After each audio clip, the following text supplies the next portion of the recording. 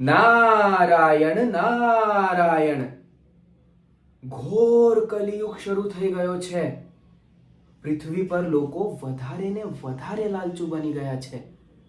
ભગવાનનો પણ ડર નથી એમને.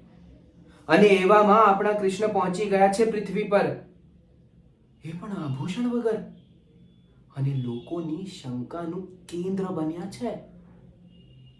લોકો એમને ભગવાન તરીકે ઓળખી નથી શક્યા. કૃષ્ણ હવે કઈ લીલા કરવાન છે કોને ખબર. શ્રી હરિ કઈ કહ્યા વગર પૃથ્વીની વાટ કેમ પકડી?